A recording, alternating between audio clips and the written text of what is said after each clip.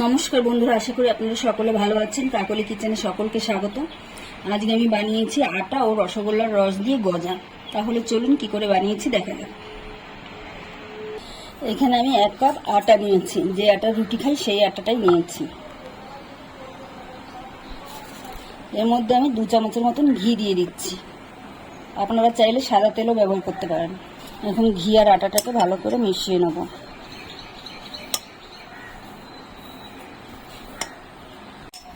এখন অল্প অল্প জল দিয়ে এটা একটু শক্ত করে মেখে নেব।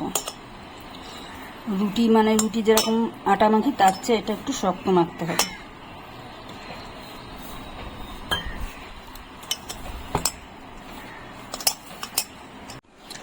এরকম শক্ত করে মেখে নিয়েছি। এখন আমি ঢেকে রেখে দিচ্ছি, 10 মিনিটের জন্য রেস্টে রেখে দিচ্ছি। এখন আমি আটাটাকে 2 ভাগে ভাগ করে নেব। বড় একটা রুটির মতন বেলে নেব।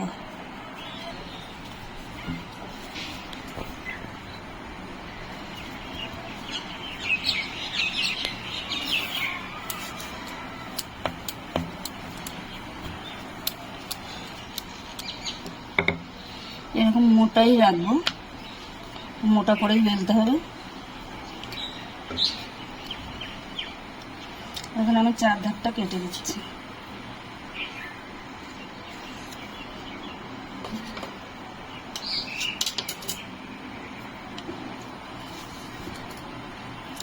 এই আটাটাও আমি ওই রুটির সঙ্গে বেলে নেবো, আবার যে রুটিটা হবে সেটার সঙ্গে বেলে নেবো। এখন সরু সরু করে কেটে নেব।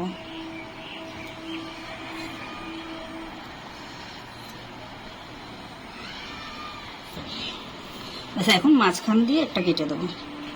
গজাগুলো আমি লম্বা লম্বাই রাখছি, বেশি ছোট করছি না।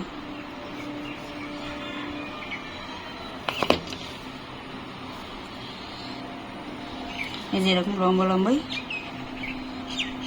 করে নেব সবগুলো। আমি এইভাবে কেটে নিয়েছি। এখন ভেজে নেব।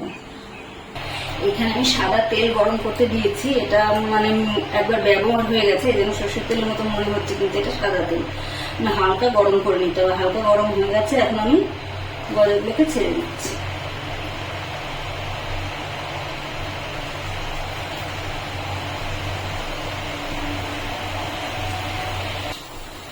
গ্যাসটা লো টু মিডিয়ামে রেখে একটু সময় নিয়ে এটাকে লাল লাল করে ভেজে নিতে হবে। একটু ধৈর্য ধরে সময় নিয়ে ভাজতে হবে।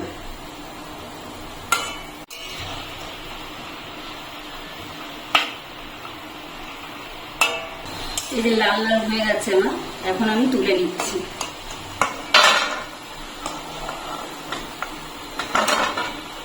দ্বিতীয় ব্যাচে আমি এইভাবে ভেজে নেব। আমার কাছে কিছুটা রসগোল্লার রস ছিল, সেটাই আমি দিয়ে দিচ্ছি।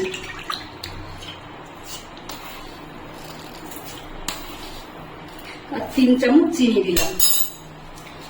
আপনারা যদি শুধু চিনি দিয়ে করেন তাহলে যতটা চিনি দেবেন তার অর্ধেকটা জল দিতে হবে। অর্ধেকটা জল দিয়ে জাল করে নিতে হবে। আমি রসগোল্লার রসটাকে জাল করে নিচ্ছি। রসটা আমার জাল করা হয়ে গেছে। হাতে নিয়ে দেখতে হবে, তারের মতন চলে আসবে। তার চলে এসছে, যে এখন এরকম তার হলে বুঝতে হবে এটা হয়ে গেছে। এর ভিতরে আমি 1 চামচ ঘি দিয়ে দিচ্ছি। ঘিটা দিলে ভালো লাগবে বেশি। এখন আমি গজাগুলো এর মধ্যে ছেড়ে দিচ্ছি।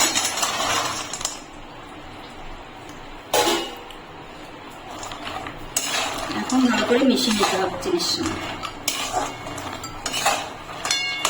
এইভাবে আটা দিয়ে গজা বানালে দোকানের ময়দার গজার চেয়ে এটা খেতে বেশি ভালো হয়।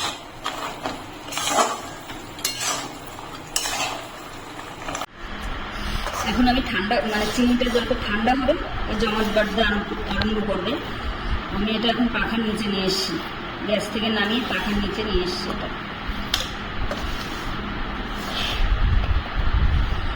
এখন আমি